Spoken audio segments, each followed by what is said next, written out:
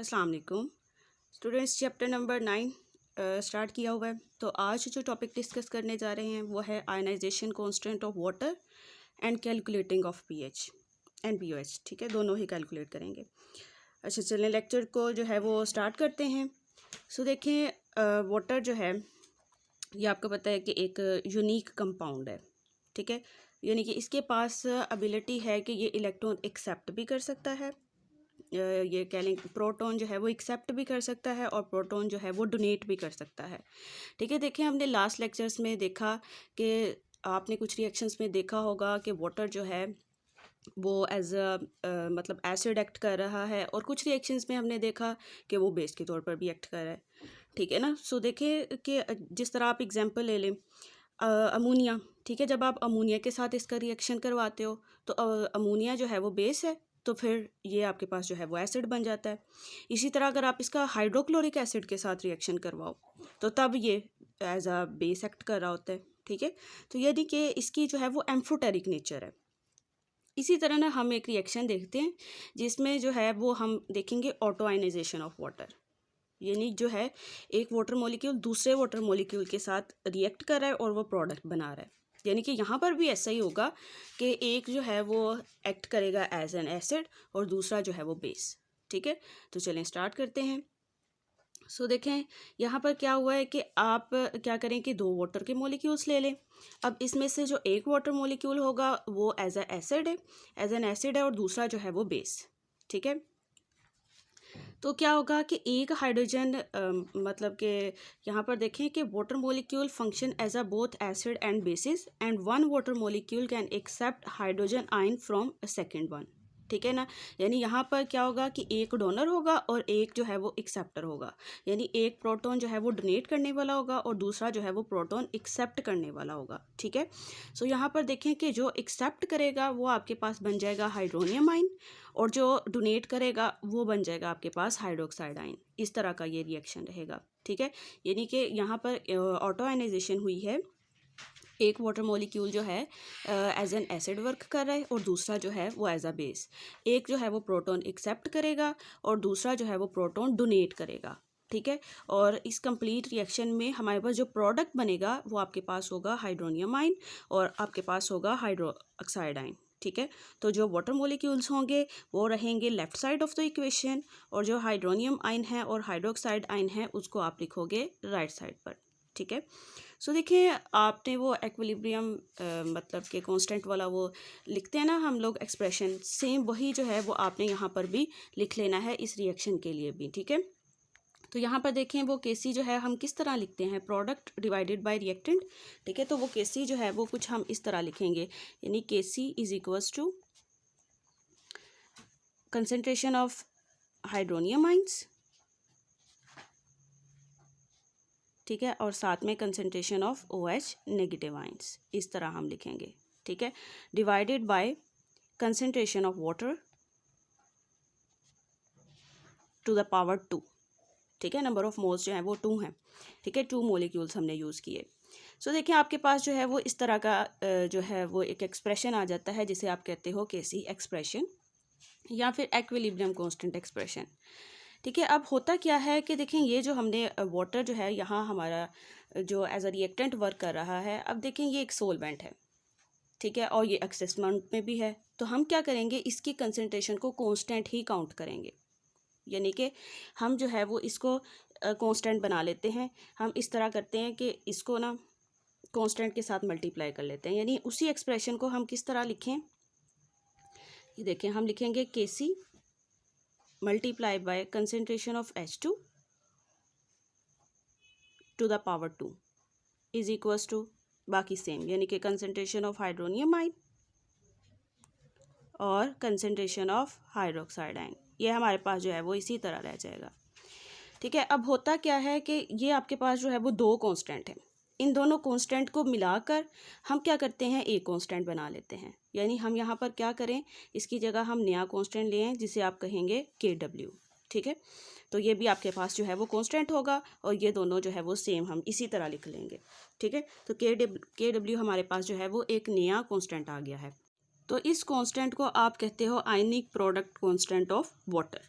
ठीक है, तो क्या होगा कि अगर तो आपके पास देखिए वाटर की ही बात कर लेते हैं, ये आपके पास जो है वो एक न्यूट्रल कंपाउंड है। तो यहाँ पर क्या होगा कि आपके पास जो हाइड्रोनियम आयन बने हैं और जो हाइड्रोक्साइड आयन बने हैं, इन दोनों की कंसंट्रेशन जो है वो इक्वल रहती है।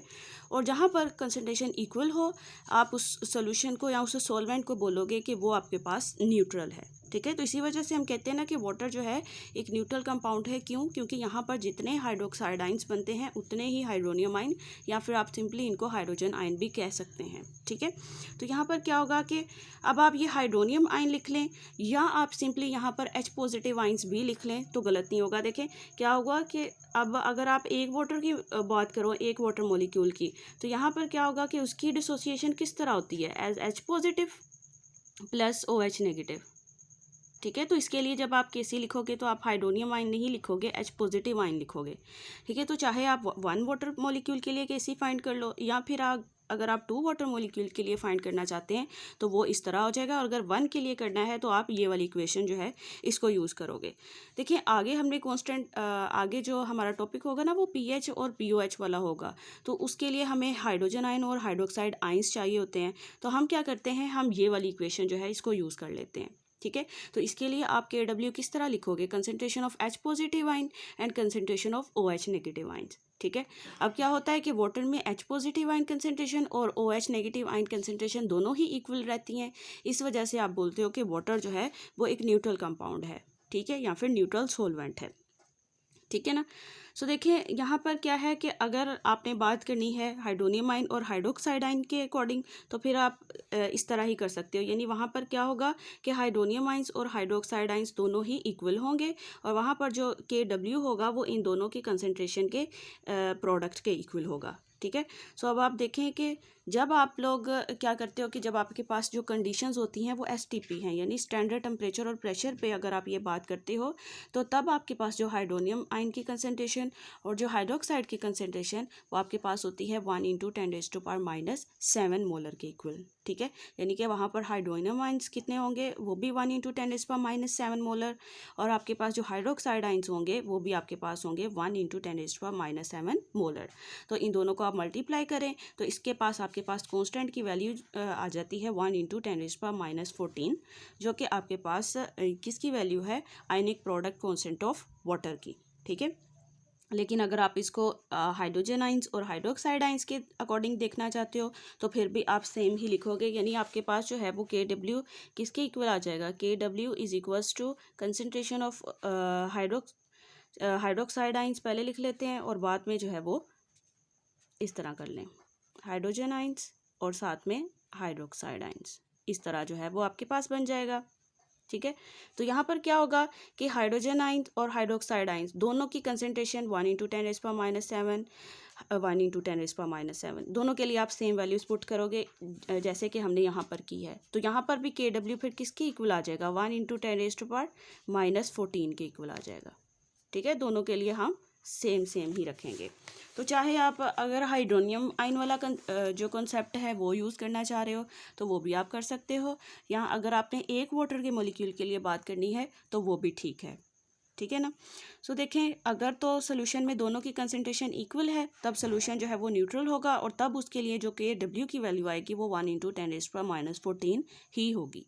ठीक है, लेकिन अब क्या होता है कि यहाँ पर देखें कि हमारे पास जो वैल्यू है 1 × 10⁻⁻14 आई है, जो कि बहुत ही कम वैल्यू है। ठीक है, आप देखें ना बहुत छोटी सी वैल्यू बनती है जिसके साथ डील करना जो है वो मुश्किल होता है जब आप न्यूमेरिकल कर रहे होते हो या लेबोरेटरी वर्क के अकॉर्डिंग। तो ये वैल्यू जो है वो इतनी आसान नहीं है। ठीक है, तो इसको क्या किया जाता है कि इसको हम प्लस वाली वैल्यू में चेंज कर लेते हैं। ये माइनस में है ना, इसको प्लस में चेंज करने के लिए हम क्या करते हैं, हम यूज़ करते हैं PH एंड POH कॉन्सेप्ट। ठीक है, तो चलें उसको जो है वो अब देखते हैं। वो PH और POH क्या करेगा, हमारे पास ये जो वैल्यूज़ हैं माइनस में इनको प्लस में चेंज कर देगा। ठीक है ना, सो चलें यूज़ करते हैं। सो आप सबसे पहले देखें PH। तो PH हमने कब यूज़ करना है? जब हम बात कर रहे हैं हाइड्रोजन आयन्स की। ठीक है, जब हम बात कर रहे हैं एसिड की। सो देखिए the PH of a solution is the negative logarithm of hydrogen ion concentration. ठीक है ना, तो आपने क्या करना है कि आपके पास जो हाइड्रोजन आयन कंसंट्रेशन आई है उसका आपने नेगेटिव लॉग ले लेना है ताकि वो प्लस में चेंज हो जाए। ठीक है ना। आपको पता है कि आपके पास हाइड्रोजन आयन की कंसंट्रेशन क्या आई है, 1 × 10⁻⁷ मोलर। ठीक है, तो आप क्या करें, उसका जो है वो लॉग ले लें। ऐसे करते हैं कि मैं आपको बता देती हूँ कि वो pH जो है वो उसका आंसर जो है वो 7 किस तरह आता है। सो देखें, आपके पास है pH = -log of H positive ion concentration. यही आप लिख रहे हो ना pH। H positive ion concentration कितनी है, 1 × 10⁻⁷ ये आपके पास आ गया -7। अब आप क्या करेंगे, ये जो -7 है इसको इधर स्टार्ट में ले आते हैं, तो माइनस और माइनस क्या हो जाएगा, प्लस, यानी कि यहाँ आप लिखोगे +7। ठीक है, इसी तरह हो जाएगा। और बाकी आप लिख लें log 1। ठीक है, और ये मल्टीप्लाई है, और मैथ के रूल्स के अकॉर्डिंग जब लोग लेते हैं तो उसको किस में चेंज करते हैं, प्लस में चेंज कर देते हैं। ठीक है, और साथ में आपके पास हो जाएगा log 10। ठीक है, यहाँ पर आएगा log 10, इसको जो है वो आपने यहाँ लिख लेते हैं log 10। तो ये आपके पास आ गया log 10। अब यहाँ पर आप लिखें +7। ठीक है, और log 10 जो है वो किसकी इक्वल होता है, log 10 इक्वल होता है 0 के। ठीक है, और log 1 जो है वो 0 के इक्वल होता है, और log 10 जो है वो आपके पास 1 के इक्वल होता है। ठीक है, इस तरह आ जाएगा, विच इज़ इक्वल्स टू 7 × 1। ठीक है, तो ये आंसर किस तरह आ जाएगा, 7। तो आपके पास जो pH है वो हो जाएगी 7 के इक्वल। यही आपने जो है वो सेम pH के लिए लेना है, और वहाँ पर भी आंसर जो है वो 7 आएगा। ठीक है, तो फिर 7 और 7 दोनों को ऐड कर दें, तो आपके पास जो आंसर 14 बनेगा वो KW के लिए होगा। वहाँ पर भी हम इसी तरह लिखते हैं ना, यानी कि KW = 1 × 10⁻⁻14। वो -14 को भी तो चेंज करना है ना, तो वो +14 में चेंज हो जाएगा। ठीक है, इसी तरह भी लोग ले सकते हैं, या डायरेक्ट आप इस तरह करें 7 + 7 लिख दें, तो वो भी 14 के इक्वल ही आ जाता है। ठीक है, तो यहाँ पर देखें, ये आपके पास जो है वो फिर इस तरह ये वाला जो आंसर है वो 7 के इक्वल आता है। ठीक है ना। सो देखिए, अगर तो आपके पास सोल्यूशन में हाइड्रोजन आयन कंसंट्रेशन और हाइड्रोक्साइड आयन कंसंट्रेशन दोनों इक्वल है, तब तो सोल्यूशन न्यूट्रल होगा। लेकिन अगर आप देखें कि H पॉजिटिव आयन कंसंट्रेशन ज़्यादा हो गई है सोल्यूशन में, तब डेफिनेटली pH जो है वो कम हो जाएगी 7 से, और वो सोल्यूशन जो है वो एसिडिक होगा। ठीक है, और अगर pH जो है वो >7 आती है, यानी वहाँ पर क्या हुआ है कि हाइड्रोक्साइड आयन कंसंट्रेशन ज़्यादा हो गई है, तो वो सोल्यूशन जो है वो बेसिक इन नेचर होगा। ठीक है, ये चीज़ें आपने याद रखनी है। अब नेक्स्ट pH की बात कर लेते हैं। अब आप देखें कि pH में क्या होगा, कि pOH में क्या होगा, हम नेगेटिव लॉग लेंगे हाइड्रोक्साइड आयन का। ठीक है ना, तो यहाँ पर हम pOH को सिंपली इस तरह लिख सकते हैं, यानी pOH = -log of hydroxide ion. तो -log ऑफ हाइड्रोक्साइड आयन मतलब 10⁻⁻7, 1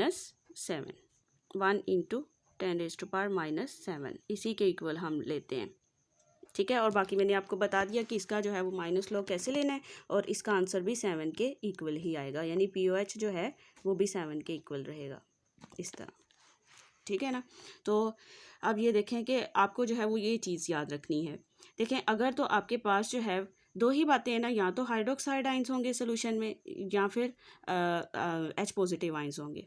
ठीक है, ये दोनों की आपने बात करनी है।